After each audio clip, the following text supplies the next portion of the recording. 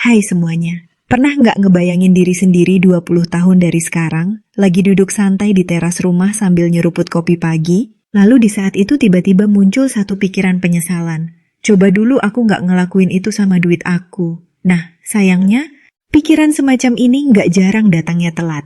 Nggak bisa diputar ulang. Uang yang dulu segar kayak sayur baru dipetik, sekarang udah lewat begitu aja, entah kemana, entah jadi apa. Seringnya malah jadi sesuatu yang bikin dahi berkerut tiap kali diingat. Yang bikin miris, keputusan-keputusan soal uang itu nggak selalu datang dari kesalahan besar yang mencolok. Kadang justru datang dari hal-hal kecil, yang waktu itu rasanya sepele, biasa aja, bahkan kayaknya wajar banget dilakukan semua orang. Tapi waktu berjalan, dan efek domino dari pilihan itu mulai terasa pelan-pelan. Nggak langsung nyakitin, tapi ngerogotin pelan, kayak rayap yang kerja senyap tapi konsisten. Ada semacam jebakan psikologis yang bikin orang gampang banget salah langkah soal uang. Satu jebakan umum adalah ngerasa, nanti juga bisa, padahal kenyataan seringnya, nanti udah telat. Banyak yang bilang, masa muda adalah waktu terbaik buat ambil risiko. Iya, bener. Tapi bukan berarti waktu terbaik buat sembrono. Ada garis tipis antara berani ambil langkah dan nekat nggak mikir. Dan sayangnya, urusan duit sering jadi korban utama keberanian yang nggak dipikir matang. Orang sering terlalu percaya sama aliran uang yang mereka dapat sekarang. Gaji tetap, bonus, komisi, atau usaha yang lagi rame pelanggan. Karena aliran lancar, jadinya pikiran juga ikut lancar bilang, tenang, bulan depan juga dapat lagi kok. Padahal ya, nggak ada jaminan bahwa bulan depan bakal sebaik bulan ini. Banyak yang jatuh karena ngerasa pasti aman, lalu kaget waktu kenyataan berubah arah.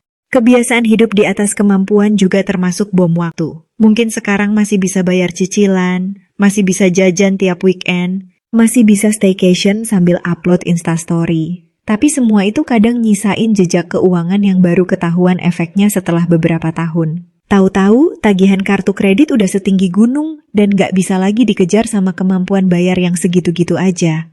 Ada juga keputusan-keputusan impulsif yang waktu itu kayaknya jadi bentuk self-reward. Setelah kerja keras seminggu penuh, rasanya berhak beli sepatu baru, makan di resto fancy, atau belanja skincare satu keranjang. Semua itu sah-sah aja sih, selama dilakukan dengan sadar. Tapi seringnya, keputusan itu muncul tanpa perhitungan. Lari dari stres, pelampiasan, atau sekadar biar ngerasa ikut tren. Tapi uang nggak kenal konsep mood. Dia cuma nurut sama arah kita, dan sayangnya, arah impulsif sering nggak punya GPS. Banyak orang yang juga terlalu cepat puas dengan penghasilan yang sekarang. Ngerasa cukup karena bisa memenuhi kebutuhan dasar dan sesekali hiburan. Tapi nggak mikir jauh ke depan, ke masa di mana tenaga udah nggak sekuat sekarang, atau ketika tanggungan makin banyak. Waktu itu datang, dan mulai sadar bahwa uang yang dikumpulin dari dulu ternyata nggak cukup.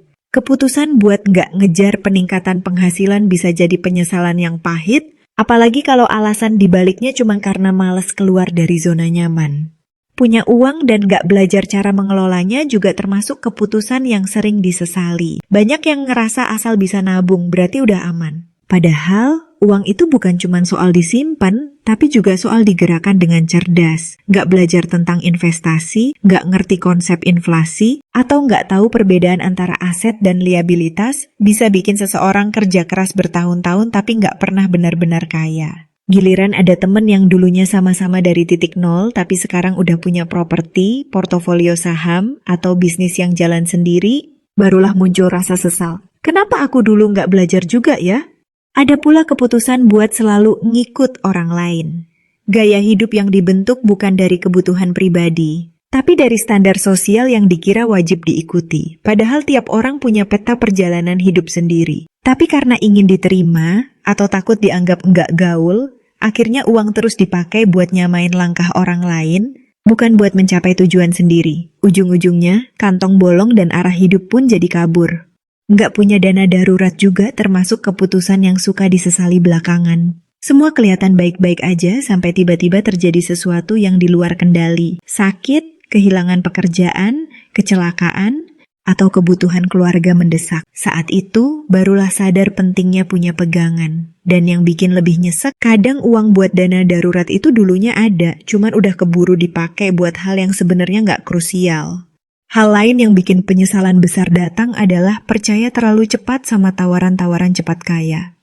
investasi bodong, bisnis instan, skema yang katanya udah pasti untung. Semua itu sering dibungkus dengan kata-kata meyakinkan dan janji manis. Tapi ujungnya, hilang modal, hilang kepercayaan diri, dan paling parah, hilang kepercayaan dari orang sekitar. Sayangnya, waktu itu keputusan buat ikut serta muncul karena kombinasi rasa ingin cepat punya, minim pengetahuan, dan dorongan emosional yang nggak terkendali. Banyak juga yang terlambat sadar bahwa waktu adalah aset paling mahal. Keputusan buat menunda menabung atau investasi karena ngerasa masih muda, seringkali jadi salah satu penyesalan terbesar. Soalnya, efek dari menunda itu bukan cuma soal jumlah uang, tapi juga tentang kesempatan yang terlewat buat mendapatkan pertumbuhan yang cuma bisa didapat dari waktu. Uang 100.000 yang ditanam hari ini bisa jadi jutaan di masa depan, tapi kalau baru ditanam 5 tahun kemudian, hasilnya beda jauh. Dan sayangnya, waktu yang udah lewat nggak bisa diminta balik. Kadang keputusan yang disesali bukan karena salah arah, tapi karena nggak ambil keputusan sama sekali. Nggak pernah bikin rencana keuangan, nggak pernah nyoba investasi, nggak pernah belajar tentang cash flow, nggak pernah duduk tenang untuk mikirin masa depan. Semua mengalir begitu aja, sampai satu titik di mana harus berhenti sejenak dan saat itulah semuanya terasa telat. Rasanya kayak naik kereta yang udah berjalan terlalu jauh dan kamu baru sadar kalau nggak beli tiket ke arah yang benar. Keputusan lain yang sering disesali adalah terlalu baik hati soal uang. Nggak enakan, takut menolak, atau merasa bersalah kalau nggak bantu. Akhirnya uang yang harusnya buat kebutuhan pribadi malah terus keluar buat bantuin orang lain yang kadang bahkan nggak bertanggung jawab sama bantuannya. Niat baik berubah jadi bumerang, apalagi kalau nggak dibarengi dengan batas dan kesadaran. Bantu orang itu mulia, tapi bukan berarti harus mengorbankan diri sendiri sampai hancur-hancuran. Beberapa orang juga terlalu sering menukar waktu dengan uang dalam cara yang nggak sehat. Kerja siang malam tanpa henti demi penghasilan tambahan. Tapi lupa bahwa kesehatan juga punya batas. Dan waktu bersama keluarga atau diri sendiri nggak bisa dibeli kembali. Uang yang dikumpulkan akhirnya dipakai buat biaya rumah sakit atau untuk menebus rasa bersalah karena nggak pernah hadir saat dibutuhkan. Dan penyesalan itu seringnya datang saat semuanya udah nggak bisa dibenerin. Sering banget orang menyalahkan keadaan ekonomi, gaji kecil, atau lingkungan. Tapi kalau dilihat lebih dalam, yang bikin sesal itu bukan cuma besaran uang, tapi keputusan-keputusan kecil yang diambil tiap hari. Uang 5.000 pun bisa bikin perubahan besar kalau dipakai dengan tepat.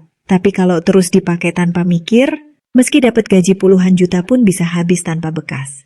Yang bikin semua ini makin rumit adalah fakta bahwa kebanyakan keputusan soal uang itu nggak langsung kelihatan efeknya. Semua terasa baik-baik aja di awal, bahkan kadang menyenangkan, tapi waktu akan selalu jujur. Dia akan memperlihatkan konsekuensi dari setiap pilihan, dan saat itu datang, kita cuma bisa menerima, karena nggak ada rewind button dalam hidup.